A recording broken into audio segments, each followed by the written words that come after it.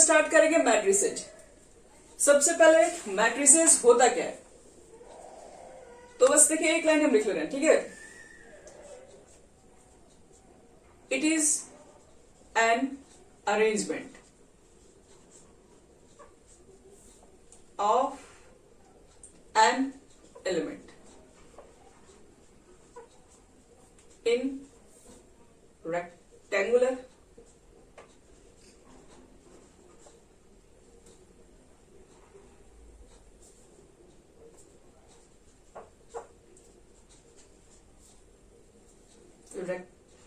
Rectangular, ठीक है। बस इतना ही, ज्यादा उसमें कुछ लिखना नहीं। आपके पास क्या होता है, मैट्रिक्स होता कुछ नहीं बच्चे लोग, मैट्रिक्स एक अरेंजमेंट का नाम है। जो मैट्रिसेस होता है वो क्या, एक टाइप ऑफ अरेंजमेंट है जिसमें कुछ एलिमेंट्स एक स्पेसिफिक ऑर्डर में लिखे हुए रहेंगे। जैसे मान लो तुम्हारे पास a इज इक्वल टू है, कुछ नंबर है, मान लो ऐसे लिखे हुए हैं, तो ये हमारा मैट्रिसेस होता है। इस तरीके से इसको इंडिकेट करते हैं, हमेशा एक बोल्ड लेटर से इंडिकेट करोगे। ये भी एक मैट्रिसेज है, कुछ नंबर है। एक रेक्टेंगुलर अरेंजमेंट में रेक्टेंगुलर भी हो सकते हैं, रेक्टेंगुलर के एक स्क्वायर भी हो सकता है, क्योंकि every square is rectangle also. इस तरीके से भी हो सकते हैं, इस तरीके से भी हो सकते हैं। तो ये क्या होता है, एक मैट्रिसेज है। मैट्रिसेज होता कुछ नहीं है, किसी की कुछ वैल्यू नहीं निकलती, मैट्रिसेज कोई वैल्यू नहीं निकाली जाती है, बस एक नंबर का वो अरेंजमेंट करके देता है, वही आपके पास एक मैट्रिसेज कहलाता है। थोड़ा फास्ट उतारना होगा आपको। अब देखो, अगर मान लो मेरे पास कोई भी अगर मैट्रिक्स है, तो उसके अंदर कुछ ऐसे नंबर अरेंज रहेंगे, तो इस नंबर को अरेंजमेंट का कुछ नाम भी दिया गया। देखो किसको क्या क्या हम लोग बोलते हैं। जैसे यहां देखिए, a इज इक्वल टू, मान लो आपने लिखा है ABCDEF, आपने कुछ एलिमेंट्स को अरेंज कर दिया है। तो देखो इसको आपने क्या किया, रो वाइज अरेंज किया है। ये भी आपके पास रो वाइज है। रो का मतलब क्या हुआ,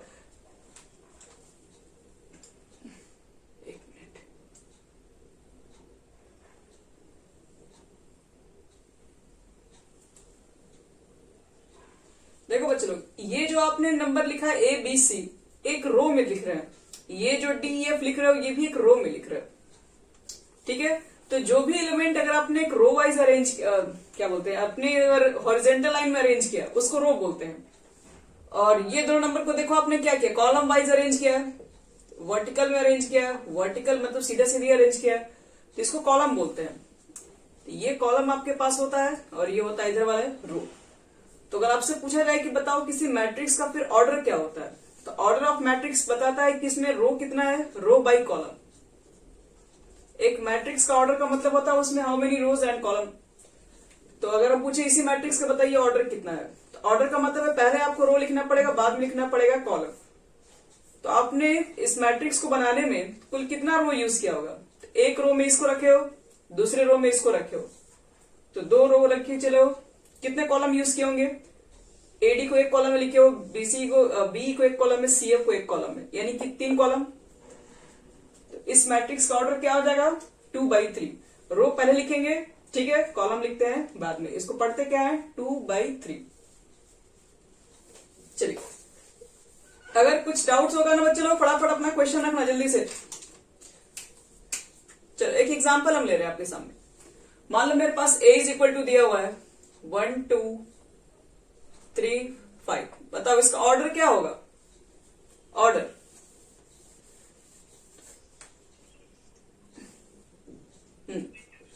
2/2। चलो इसका बताओ, इस 2/2 बोलेंगे।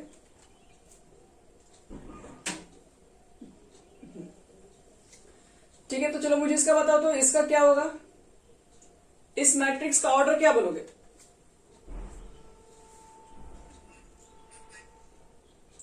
1/4। देखो तो रो तो एक ही रो में सबको लिखा गया है ना, लेकिन कॉलम 1 2 तीसरा चौथा, यानी 1/4 ऑर्डर का होगा। जिसको बच्चे लोग आ रहा हो सब लोग थोड़ा बोलने का आदत डालो तो ज्यादा ठीक रहेगा, ताकि आप लोग भी इससे बहुत कुछ सीखेंगे। गलत भी सबसे होता है। चलिए इसको बोलो कितना होगा, इसका ऑर्डर जल्दी से बताओ। 2/4, वेरी गुड। देखो इसमें 2 रो है, 1 2 3 4, 4 कॉलम है, तो इसका ऑर्डर हो जाएगा 2/4। तो एक मैट्रिक्स का सबसे पहले आपको ऑर्डर लिखने आना चाहिए, ठीक है। ऑर्डर क्या होता है, कितने रो है, मतलब हॉरिजेंटल लाइन कितने हैं, वर्टिकल लाइन कितने होंगे, उसी को ऑर्डर बोलते हैं। चलो मैट्रिक्स में आपने ऑर्डर लिखना सीख लिया। अब आपको बताते हैं कि ऑर्डर के बाद कि मैट्रिक्स जो आपके पास होता है वो कितने तरह के हो सकते हैं, ठीक है। एक मिनट, पहले मैट्रिक्स कितने तरह के हो सकते हैं उसको रुकिए, आपको रिप्रेजेंट करने के तरीका बता रहे हैं। लिखो heading representation of matrices.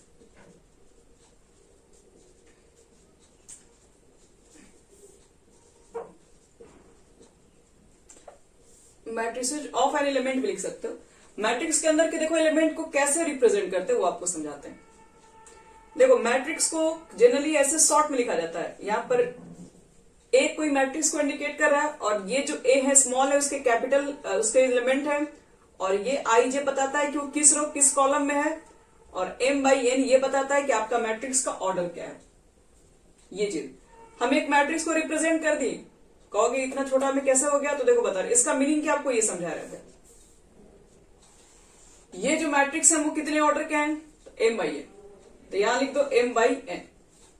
m/n का मतलब क्या हुआ, पहला वाला क्या बताता है, रो, दूसरा वाला क्या बताता है, यहां पर है कॉलम। इस मैट्रिक्स में m रोज है n कॉलम है।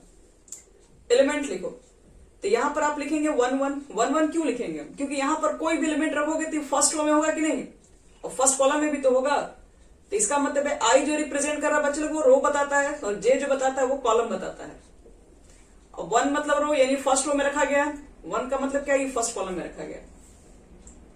1 2 का क्या मतलब हुआ, तो ये 1 का मतलब क्या बताया, रो, तो यानी फर्स्ट रो में रखा गया। देख लो ये भी फर्स्ट रो में है, और लेकिन ये तो सेकंड कॉलम में हो गया, सेकंड कॉलम में आ गया। इसी तरीके से यहाँ 1 3 लिखा रहेगा तो इसका मतलब क्या हो जाएगा, रो तो अभी फर्स्ट है लेकिन कॉलम कौन सा हो गया, third. Dot dot dot dot dot dot, बताओ तो इसमें ये फर्स्ट रो तो है, समझ में आ रहा है, रो तो हमेशा फर्स्ट ही रहेगा, लेकिन ये कॉलम कितना होगा, लास्ट कॉलम इसमें कितना है, तो कुल कॉलम कितना है यहाँ चेक कर लो। m रो है, कॉलम आपके पास n है, तो यहां पर लिख दीजिएगा 1 n। चलो यहां पर जो एलिमेंट होगा उसका पोजीशन क्या होगा, वो किस रो किस कॉलम में होगा। तो पहले a लिखोगे, कोई एलिमेंट है वो किस रो में है, ये तो फर्स्ट रो था, ये सेकेंड रो हो चुका है, सेकेंड रो में किस कॉलम में है, देख लो फर्स्ट कॉलम में। यहां पर जो एलिमेंट होगा उसको क्या लिखेंगे, वो किस रो किस कॉलम में होगा। तो देखो ये सेकेंड रो में है, अब किस कॉलम में, सेकेंड कॉलम में। आगे वाला जो एलिमेंट होगा वो किस रो किस कॉलम का होगा, तो रो तो सेकेंड ही है लेकिन कॉलम हो गया थर्ड, और लास्ट वाला जो एलिमेंट होगा वो सेकेंड रो n कॉलम में होगा। यहां पर जो एलिमेंट को लिखोगे बच्चे लोग क्या होगा, वो थर्ड रो में आ चुका है, कौन से कॉलम में है, फर्स्ट। यहां पर क्या हो गया 3 2, यहां पर क्या हो गया 3 3, डॉट डॉट डॉट, यहां पर क्या लिखेंगे 3n। इस तरीके से डॉट डॉट डॉट। आपके पास कुल कितना रो है इसके अंदर, तो यहां पर चेक कर लो m रो है, तो ये m रो है, कौन सा कॉलम है, फर्स्ट। m रो है, कौन सा कॉलम हो गया, सेकंड। m रो है, कौन सा कॉलम हो गया, थर्ड। और लास्ट क्या लिखोगे, m रो है, n कॉलम है, तो यहां पर m n होगा। तो ये पूरा मैट्रिक्स को हम शॉर्ट में ऐसे भी रिप्रेजेंट करते हैं। कैसे लिखते हैं, ये जो एलिमेंट है आप यहां लिखेंगे, आई जे मतलब बताता है किस रो किस कॉलम में है वो एलिमेंट, और m/n क्या बताता है कि आपका जो मैट्रिक्स है वो कितने ऑर्डर का लिखा जा रहा है। समझ में आ गया, ये मिटा रहे हैं।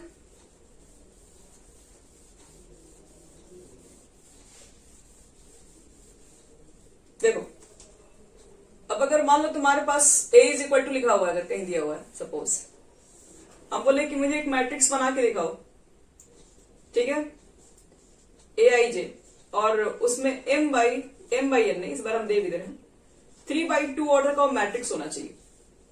तो पहले मुझे एक ऐसा मैट्रिक्स, जनरल मैट्रिक्स का फॉर्म दिखाओ जो 3/2 ऑर्डर का होगा। तो क्या लिखोगे, इसमें 3 रो होना चाहिए, 2 कॉलम होने चाहिए। रो का मतलब क्या हुआ, ये लाइन आपको 3 चाहिए और ये लाइन आपको सिर्फ 2 चाहिए, थोड़ा समझिएगा इस चीज को। रो चाहिए 3, कॉलम चाहिए सिर्फ 2। तो यहां कितना लिखें, जनरल फॉर्म A11, यहाँ पर जो भी एलिमेंट रहता है फर्स्ट रो फर्स्ट कॉलम का होता है। यहाँ कितना लिखे A12। क्या ये आगे भी लिखा जा सकता है? तो आपको कॉलम चाहिए सिर्फ 2, तो एक कॉलम 2 कॉलम आगे आप नहीं प्रोसीड करेंगे। फिर बोलो, फिर यहां पर क्या लिखेंगे A21, फिर यहां पे A22। आगे बढ़ो, यहां पे कितना हो जाएगा A31, A32। क्या इसके आगे भी जाओगे तुम लोग? क्या तक हो गया? तब देखो तो 3 रो हो चुका है, 2 कॉलम हो चुका है, तो ये आपका मैट्रिसेस कंप्लीट है। इसका मतलब है ये 3/2 ऑर्डर का मैट्रिसेस हो चुका है। अगर मान लो मुझे कहा कि एक मैट्रिक्स मुझे खींच कर दिखाओ जिसमें 4/2 हो, 4 रो, या ऐसे कीजिए 4 रो नहीं 1/4 हो, तो कैसे बनाओगे? कौन कौन से एलिमेंट लिखोगे उसमें?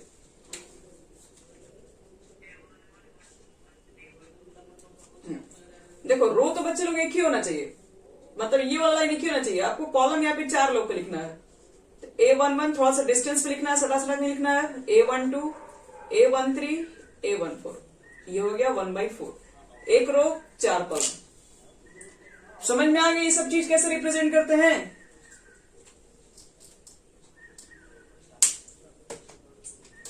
चल, तब इसके बाद हम आगे बढ़ रहे हैं। किसी को भी बच्चे लोग इस टॉपिक पे डाउट है अभी अभी तक जितना बताया वो तुरंत क्वेश्चन कर सकते हो। जैसे जैसे आगे बढ़ोगे थोड़ा सा और कॉम्प्लिकेटेड होते चला जाएगा हर चीज। जैसे मान लो आपको एक हम एग्जांपल दे रहे हैं। जैसे मान लो कि आपके पास एक कोई मैट्रिक्स है, ठीक है, उसके AIJ एलिमेंट्स हैं और 3/2 के वो मैट्रिक्स है, और आपसे कह रहा है कि जो AIJ का जो एलिमेंट्स है वो इक्वल है I + J बटे में 2K। तो आप मुझे मैट्रिक्स कंस्ट्रक्ट करके दिखाइए कितना होगा, मतलब कौन सा मैट्रिक्स होगा। एक मैट्रिक्स बना के दिखाना जिसमें 3/2 ऑर्डर होना चाहिए और उसके प्रत्येक एलिमेंट की वैल्यू जो होनी चाहिए वो I + J/2 के इक्वल होनी चाहिए। तो कंस्ट्रक्ट द मैट्रिक्स। तो आप सबसे पहले क्या काम करेंगे, एक मैट्रिक्स मानेंगे जो कि 3/2 ऑर्डर का है। तो लेट क्या लिखोगे, A be the matrix of the order 3/2। बताओ तो 3/2 के मैट्रिक्स में क्या क्या लेना पड़ेगा? 3 रो लेना पड़ेगा, 2 कॉलम, A11, A12, A32। ये समझ में आ गया? अब देखो इसके प्रत्येक एलिमेंट का वैल्यू चाहिए तुमको क्या, I + J/2। I यानी AIJ की जगह पर इतना हुआ है तो तुम्हारे पास ही AIJ यहां से लिया गया और यहां पर एलिमेंट कितने कितने हैं, A11 है। तो देखो तुमको A11 का मान निकालना कितना होगा, तो IJ का मान कितना है, तो IJ में क्या रिलेशन है, IJ में रिलेशन है कि दोनों को ऐड करके 2 से डिवाइड करना है। तो यहां पर भी क्या करोगे, I की जगह पर 1 है, J की जगह पर 1 है, 2 से डिवाइड कर दो, यानी कि A11 की वैल्यू आएगी 1।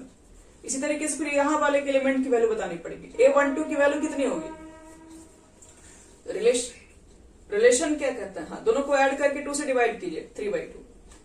A21 का वैल्यू कितना होगा, ये भी 3/2 ही होगा। A22 की वैल्यू और 22 की वैल्यू कितनी होगी, 2 + 2/2, और 31 की वैल्यू और 32 की वैल्यू क्या हो जाएगी, 5/2 ना। एक आप दोनों को जोड़ो तो 3 + 2 5 में होता है। तो तब उसके बाद क्या करेंगे, सबके जो वैल्यू है बच्चे लोग पुट कर देंगे ये मैट्रिक्स के अंदर, पुट कर दो। A11 का वैल्यू कितना आया, 1 आया। A12 यहां पर था और A12 का वैल्यू आया 3/2। A21 यहां था, वैल्यू इसका 3/2 यहां है। A22 का वैल्यू कितना आया, 2, यहां लिख दो। 31 का वैल्यू 2, जिसका जहां पर जो जो वैल्यू आया उठा के पुट कर दो, ये आपका आंसर हो गया, बन गया मैट्रिक्स। ये क्लियर हो गया सबको, कैसे निकालते हैं ऐसे क्वेश्चन। AIJ I + J/2 लिखा हुआ है, यहां पर कुछ भी लिख सकता है। AIJ ऐसे भी लिख सकता है कि I - 2J बटे में 2, ऐसे भी हो सकता है, तो कोई दिक्कत नहीं है। यहाँ 1 1 लिखोगे तो I की जगह पर 1, J की जगह पर 1, बाकी तो सॉल्व करना आपका काम है। चलिए, ये हो गया आपके पूरे रिप्रेजेंटेशन ऑफ मैट्रिसेस के अंदर कुछ क्वेश्चन लिखा कंप्लीट। अब आपको बताते हैं टाइप्स ऑफ मैट्रिसेस। मैट्रिक्स के कितने टाइप्स हो सकते हैं? टाइप्स ऑफ मैट्रिसेस, ठीक है। चलो लिखते हैं। सबसे फर्स्ट में आपके पास आएगा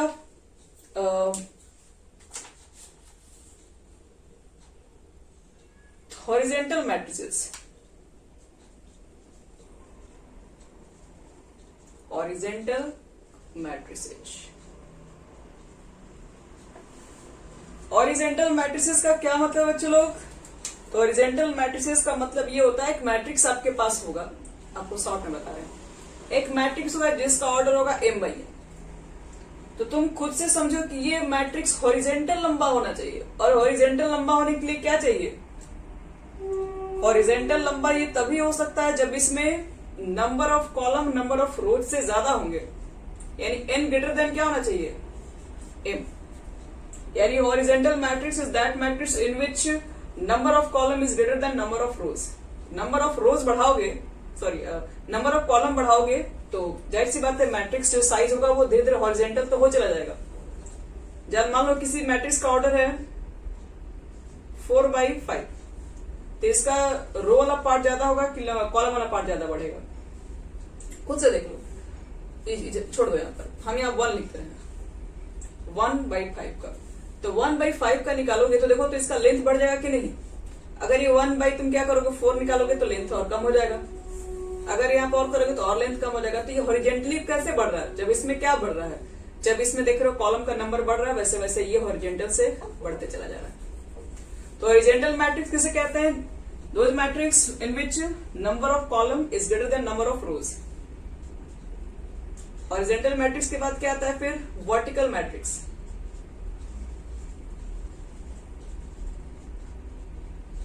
तो वर्टिकल मतलब हमको उसको सीधे लंबे लेके जाना है। तो इस बार लंबा कब होगा मैट्रिक्स? खुद से सोचो, ये वाला लंबाई बढ़ना है इस पर चाहिए। हाँ, तो इसमें m की वैल्यू क्या होनी चाहिए? n से ग्रेटर। ये वैल्यू को बढ़ाओगे रोज बढ़ेगा, रोज बढ़ेगा तो इसका मतलब है वर्टिकल जो लाइन है वो बढ़ेगा। चलो, हॉरिजेंटल मैट्रिक्स क्या होता है, वर्टिकल मैट्रिक्स क्या होता है, हो गया कंप्लीट। अब लिखो तुम लोग रो मैट्रिक्स किसे कहते हैं? Row matrix.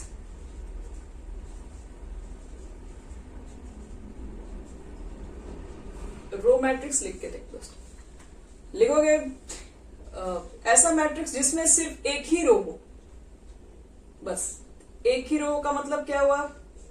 जैसे देखो इस मैट्रिक्स में कितना रो है? ऑर्डर बताओ इसका। 1/4, इसका मतलब है इसमें एक ही रो है, तो ये रो मैट्रिक्स कहलाएगा। जिसमें केवल एक ही रो, ओनली 1 रो, वो रो मैट्रिक्स है। 4 नंबर में देखो कॉलम मैट्रिक्स। कॉलम मैट्रिक्स, तो कॉलम मैट्रिक्स जिसमें सिर्फ एक ही कॉलम होगा, ये कॉलम मैट्रिक्स हो गया। ऑर्डर कितना हो गया? 3/1। रो मैट्रिक्स हो गया, कॉलम मैट्रिक्स, हॉरिजेंटल, वर्टिकल्स, ये सब हमारा हो गया कंप्लीट। अब बात करते हैं square matrix. 5 number square matrix.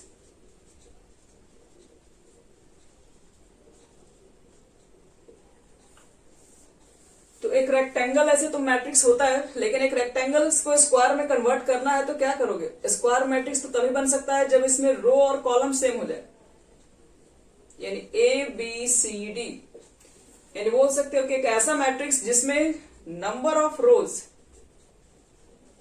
इसमें 2 रोज है 2 कॉलम है, तो स्क्वायर बन ही जाएगा। इसका स्ट्रक्चर स्क्वायर जैसा नहीं आ जाएगा जब दोनों तरफ सेम हो जाएगा। तो number of rows equal to number of column is called square matrix. 6 number पे आ जाए स्क्वायर मैट्रिक्स। इसके बाद होता है जीरो मैट्रिक्स, इसको नल मैट्रिक्स कहते हैं। तो ऐसी कोई भी मैट्रिक्स जिसके प्रत्येक एलिमेंट 0 होने चाहिए, जिसमें सारे एलिमेंट 0 0 दिखते हैं, वो आपके पास क्या है? जीरो मैट्रिक्स है। इसके सारे एलिमेंट 0 हो जाएंगे। चलो 6 के बाद हम आते हैं सीधे 7 नंबर पे। अब हम लोग को डायगोनल ऑफ ए मैट्रिक्स समझना है। डायगोनल ऑफ ए मैट्रिक्स,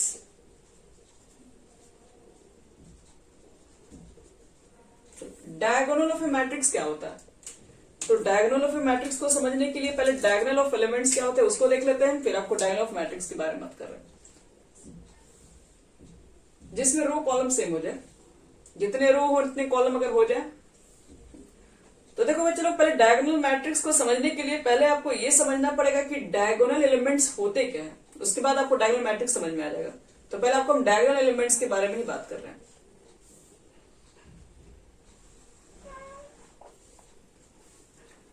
देखो, एक मान लो तुम्हारे पास मैट्रिक्स है, और कैसा मैट्रिक्स है? तो एक स्क्वायर मैट्रिक्स होना चाहिए, पहली बात तो ये, यानी कि रो और कॉलम सेम होना चाहिए। तो A11 लिखोगे, A12 लिखोगे, A13 लिखोगे, dot dot dot dot, first row है लेकिन कॉलम इसमें कितना है? M है। फिर लिखोगे 21, फिर लिखोगे 22, फिर लिखोगे 23, डॉट डॉट डॉट 2n, फिर 3n, 32, 33, dot dot dot 3n, ऐसे करते करते करते करते लास्ट में लिखोगे M1, सॉरी सब में M है, M2, M3, dot dot dot M। मान लो कोई मैट्रिक्स स्क्वायर मैट्रिक्स हम लिया है, तो डायगोनल ऑफ एलिमेंट्स किसे कहते हैं? तो देखो बच्चों, डायगोनल ऑफ एलिमेंट का मतलब होता है Aij, ठीक है, और जिसमें क्या होना चाहिए? I इज इक्वल टू होना चाहिए J, उसको बोलते हैं diagonal of elements. Diagonal of elements का मतलब होता है Aij के एलिमेंट होने चाहिए लेकिन जिसमें I is equal to J हो, मतलब Ij इक्वल होगा उसी को डायगोनल एलिमेंट्स बोलेंगे। तो फर्स्ट वाले को I कहते हैं, सेकंड वाले को J कहते हैं। देखो दोनों इक्वल कहां कहां है?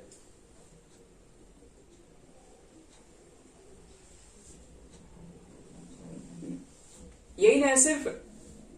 तो डायगोनल एलिमेंट्स क्या कहलाएंगे? A11, A22, A33, ऐसे बढ़ते रहेगा AMA। इसको डायगोनल ऑफ एलिमेंट्स बोलते हैं, जिसमें नंबर ऑफ रोज और कॉलम के दोनों के नंबर जब सेम रहते हैं, जिस एलिमेंट के अंदर नंबर ऑफ, इसका पोजीशन के अंदर number of column rows same आ जाएंगे, उसको बोलते हैं डायगोनल ऑफ एलिमेंट्स। अब देखो, diagonal of a matrix, diagonal of elements बताएं क्या होता है। मिटा रहे हैं इसको, अब डायगोनल ऑफ मैट्रिक्स बताते हैं क्या होता है।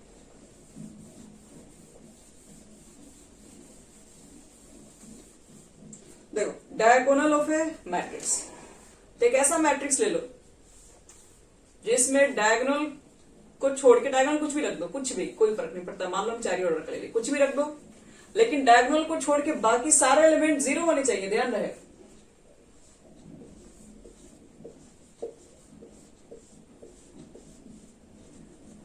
तो इस तरह के मैट्रिक्स को बोलते हैं डायगोनल मैट्रिक्स। डायगोनल को छोड़ के बाकी अगर सारा एलिमेंट अगर 0 0 होता है तो उसको बोलते हैं हम लोग हैं डायगोनल मैट्रिक्स। तो ध्यान रखना कि डायगोनल मैट्रिक्स में बस ये कहता है कि नॉन डायगोनल एलिमेंट 0 होना चाहिए। डेफिनेशन क्या है? सिर्फ डेफिनेशन सिर्फ इसके है कि non diagonal element 0, non diagonal element is 0। अब अगर कहा जाए कि अगर डायगोनल 0 कर देंगे तब क्या हो जाएगा? तो डायगोनल 0 कर दोगे तब भी डायगोनल मैट्रिक्स ही रहेगा, क्योंकि मैट्रिक्स में सिर्फ डायगोनल मैट्रिक्स का डेफिनेशन यही है कि नॉन डायगोनल 0 होनी चाहिए। अब डायगोनल का आप कुछ भी कीजिए उससे कोई फर्क नहीं पड़ता है, लेकिन नॉन डायगोनल जब भी हो 0 होना चाहिए। चलो, डायगोनल ऑफ मैट्रिक्स हो गया हमारा कंप्लीट। अब बताते हैं क्या होता है स्केलर मैट्रिक्स।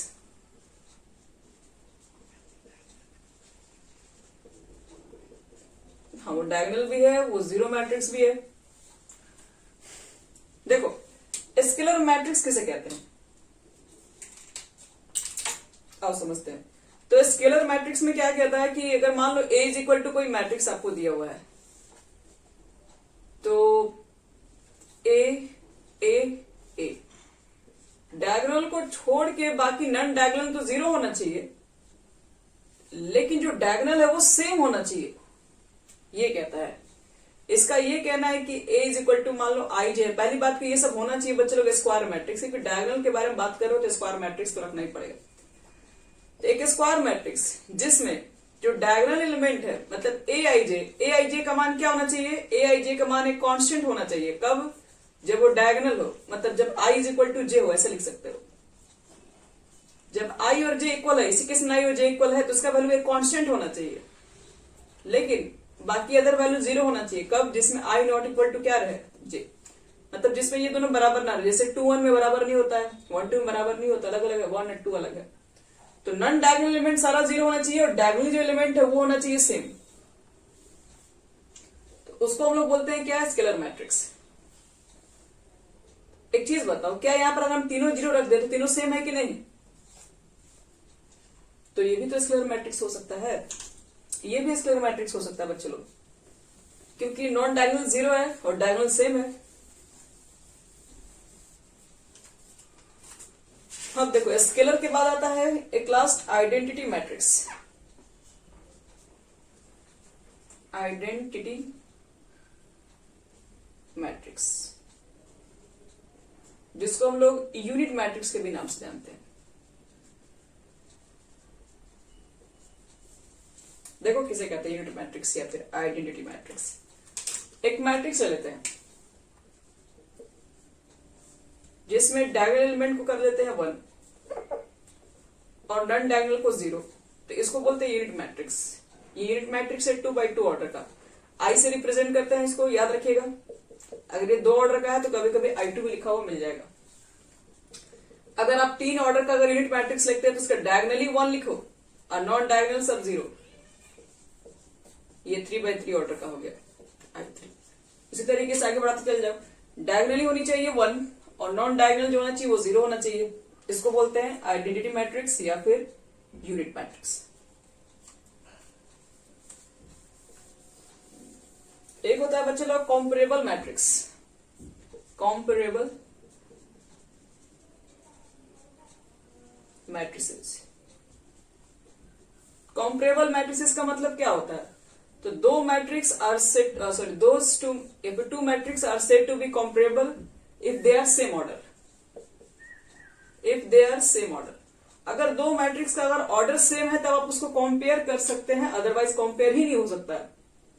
तो कंपेयर, कभी भी दो मैट्रिक्स का कंपेयर कर रहे हो तो ऑर्डर होना चाहिए सेम, तब वो कंपेरेबल कहलाएगा। और equal matrix, so two comparable matrices are said to be equal then their corresponding coefficient are equal। आपके पास दो मैट्रिक्स है, इसको इक्वल कब बोल सकते हैं? तो पहले तो ये कॉम्परेबल होना चाहिए और उसके बाद इक्वल होने के लिए जितना एलिमेंट यहाँ लिखा सेम एलिमेंट यहाँ पर चाहिए, जो एलिमेंट यहाँ है सेम एलिमेंट यहाँ चाहिए, चारों एलिमेंट इसके, चार एलिमेंट इसके मैच करेंगे तब जाके इक्वल मैट्रिक्स होगा। यही किया जाता है कि पहले तो वो कॉम्परेबल होनी चाहिए और इसके करस्पॉन्डिंग कॉफिशिएंट, करस्पॉन्डिंग का मतलब है जिस रो जिस कॉलम का है उसमें भी सेम रो सेम कॉलम की जगह पर सेम एलिमेंट होना चाहिए, तब उसको हम लोग बोलते हैं क्या, इक्वालिटी ऑफ टू मैट्रिसेस। तो इतना इंफॉर्मेशन के बाद आपका जो फर्स्ट यानी कि 3.1 लेसन है वो कंप्लीट हो गया पूरा।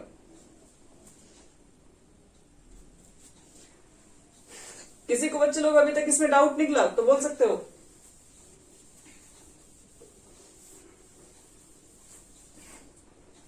अब आपको बताते हैं ऑपरेशन ऑन मैट्रिसेस। मैट्रिसेस पर कैसे ऑपरेशन करते हैं।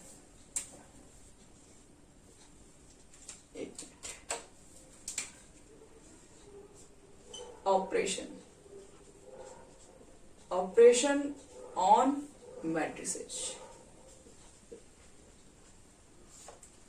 देखो, एक मैट्रिक्स पर हम लोग क्या क्या ऑपरेशन अप्लाई कर सकते हैं। आप जोड़ सकते हैं, घटा सकते हैं, मल्टीप्लिकेशन कर सकते हैं दो मैट्रिक्स को। तो आप चेक करते हैं कैसे जोड़ते हैं, कैसे घटाते हैं, क्या है मल्टीप्लिकेशन का रूल। अगर सपोज करो तुम्हारे पास कोई दो मैट्रिक्स है,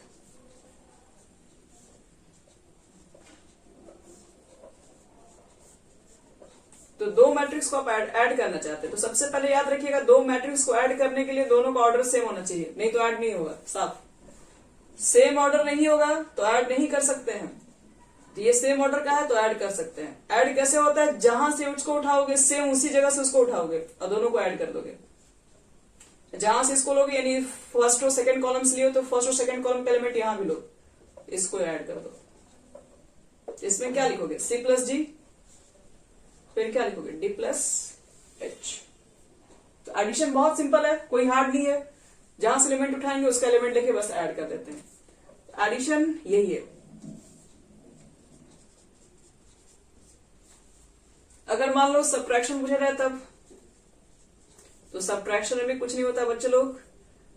सब्ट्रैक्शन में जैसे कि a माइनस बी डायरेक्टली हम लोग डिफाइन नहीं करते हैं, a माइनस बी क्या निकालते हैं, तो a को ऐसे रखते हैं और b का निगेटिव मैट्रिक्स निकाल देते हैं। निगेटिव मैट्रिक्स का मतलब है कि निगेटिव से माइनस से मल्टीप्लाई कर लो, सब में जो भी लिखा है b के एलिमेंट में माइनस से आप मल्टीप्लाई कर लो और फिर दोनों को जोड़ दो, बात तो वही हो जाएगा, a माइनस बी ही बन जाएगा।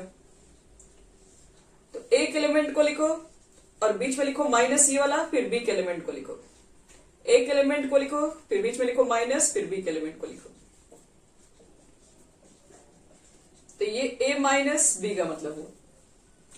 तो एडिशन करना, सब्ट्रैक्ट करना, ये सब बहुत इजी होता है, ये सब कोई हार्ड चीज नहीं है। सीधे आते हैं मल्टीप्लीकेशन पे। अगर आपको मल्टीप्लीकेशन करने आता है मैट्रिक्स में तो इसका मतलब है कि आपको सब कुछ अब आता है।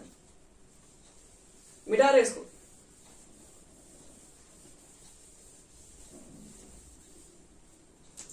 मल्टीप्लीकेशन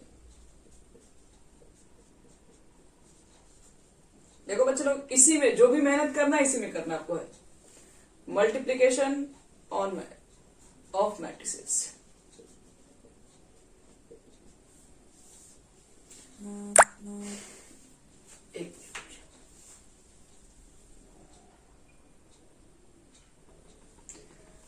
देखो बच्चे लोग, मल्टीप्लीकेशन कैसे करते हैं मैट्रिसेस में समझाते हैं। मैट्रिक्स में मल्टीप्लीकेशन दो तरीके से होता है, एक होता है स्केलर मल्टीप्लीकेशन।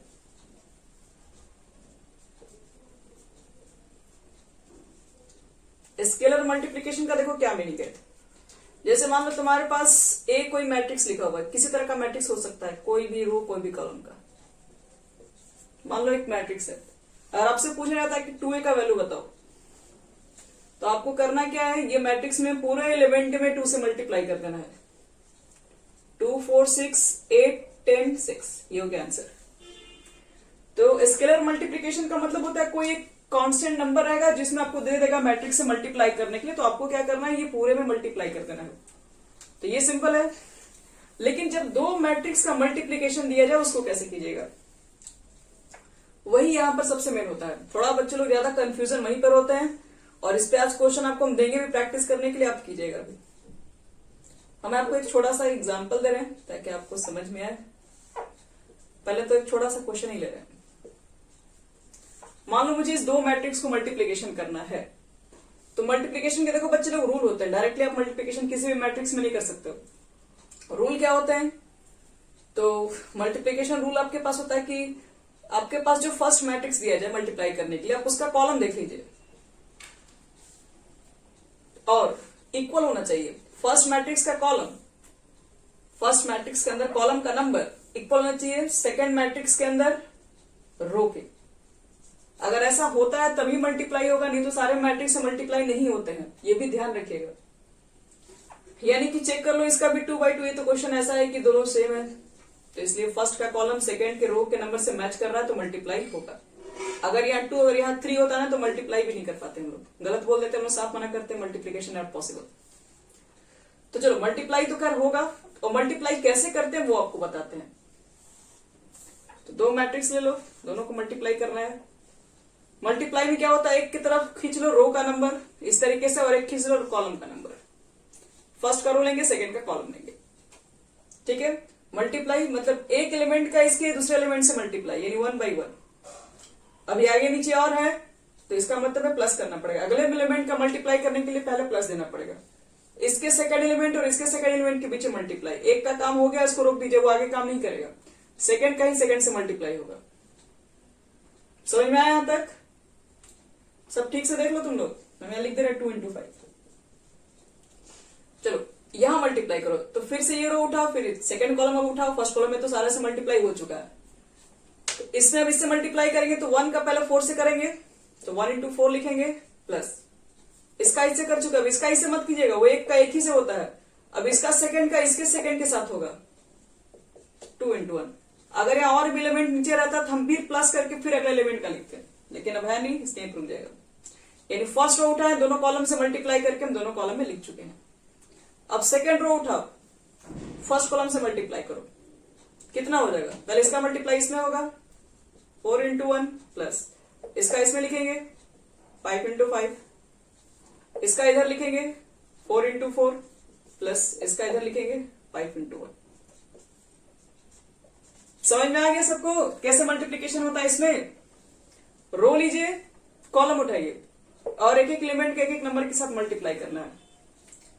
कितना हो गया ये? 10 1 11 4 2 6 25 और 4 29 16 5 21 2/2 ऑर्डर। इसको कहते हैं मल्टीप्लीकेशन। देखो अच्छे से,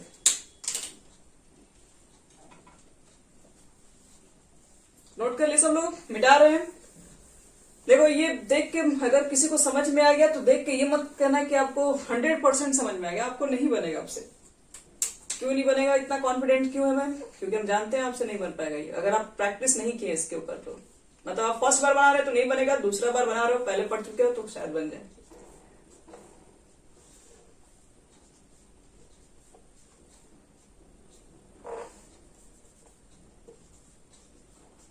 पहले मुझे एक चीज बताओ, क्या ये दोनों में मल्टीप्लाई हो सकता है?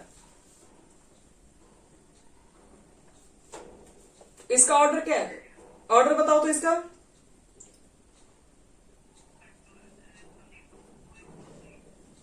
इसका बोलिए। 3/2।